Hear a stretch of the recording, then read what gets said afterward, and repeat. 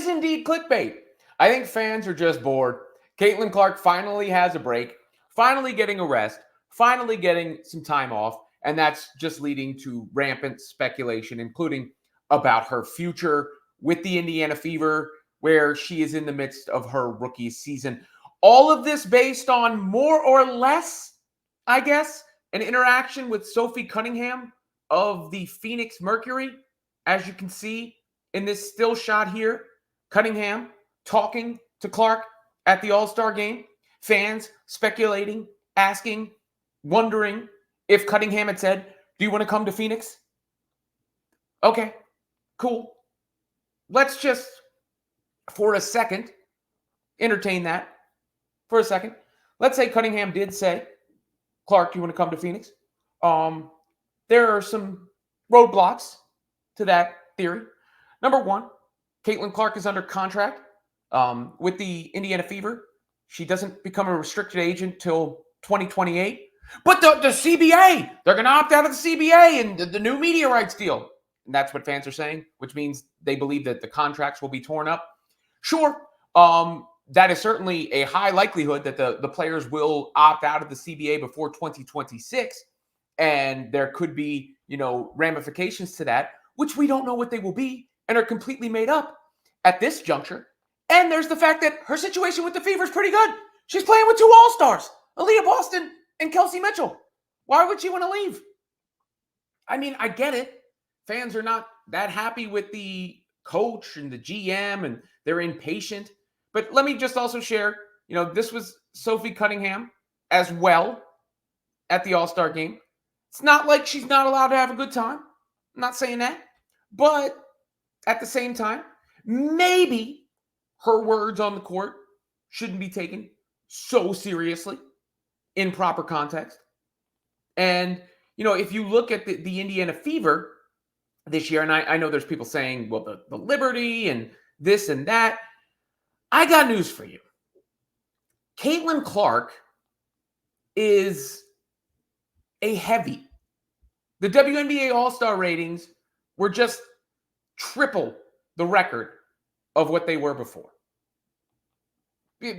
We all know the whole Caitlin Clark effect, the boom, all those things. Like, it's abundantly clear at this point that she is the biggest needle mover in the history of the sport, right? So what happens when you're the biggest needle mover in the history of the sport? Do you get leverage and power or not? I talked about LeBron James and his performance with Team USA on the live stream. And, a lot of people have discussed LeBron's influence on various organizations he's been on. And it's generally been a critique. He's wielding too much power. So how would it look like if Caitlin Clark tried to force her way out of Indiana already? It wouldn't look good for her.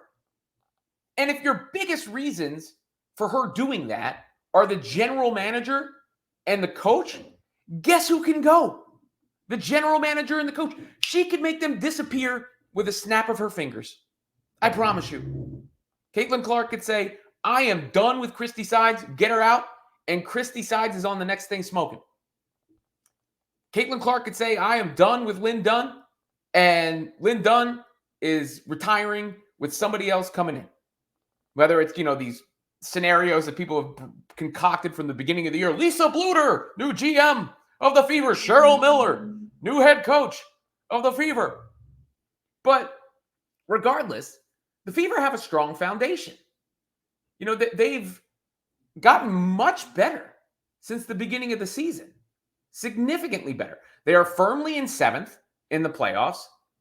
5-5 over their last 10. A winning record over a little bit of a bigger sample prior to that. That puts them smack dab in the middle of the playoffs. And again, Clark has two legit, not pretend all-stars. Kelsey Mitchell and Aaliyah Boston, yeah, they might have got more votes because they played with Caitlin Clark, but they deserve to be there. Kelsey is one of the most talented scorers in the entire league. And she got off in the All-Star game, by the way, too. She helped them win. And Aaliyah Boston and Caitlin Clark have one of the sickest connections you'll ever see on a court. Not to mention they're apparently besties. Just look at this. Look at this moment from the weekend. I think it was right before the game. Scott Agnes does a good job. Fieldhouse Files, I believe it's called. Recruits take notes. Go Gamecocks. Go Hawkeyes. Go Hawkeyes. Shooting that microphone. Does that look like someone who's not happy in their current situation? Does that look like someone who's trying to get away? Caitlin Clark and Aaliyah Boston can become Nash and Stoudemire, or Stockton and Malone, or Brady to Gronkowski. You know, one of those Montana to Rice, one of those combinations that stands the test of time. You know, maybe when it's all said and done, the most devastating combination in the history of the WNBA.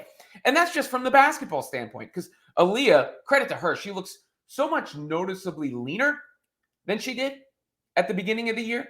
She's playing so much faster. She's a really intelligent player out on the court, reading the plays. They had that connection in the All-Star game as well.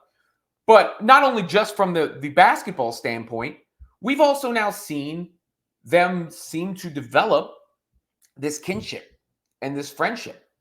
And, you know, I think that goes for Kelsey to a degree as well, who's part of the trio when they're up there answering questions, who's been effusive in her praise of Caitlin Clark. I mean, she talked about she knows she'll be amongst the first to see Caitlin's shoes when they're released, because that's the kind of person Caitlin is.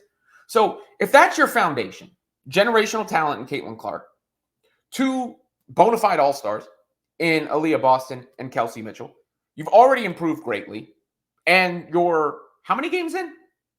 When did this start? 20, 25 games, 26 games in? A little bit over halfway through the first season. With Clark still under contract, the ramifications of the new CBA unknown. And again, moves can be made. They can shore up the roster. They can change the rest of the personnel around that foundation I speak of. And I promise you, the head coach and the GM do not have jobs for life. And their jobs are contingent wholly, I think, on the satisfaction of Caitlin Clark. But you don't want Caitlin Clark asking out of Indy. It'd make her look whack. It'll be a terrible look for her. This already? I need to calm down. I mean, you can talk about whatever you want. It's harmless. Ultimately, it doesn't matter. And the NBA has done this forever. Personally, I just say you're doing a little too much. And just like Caitlin is finally getting, you might want to give it a rest.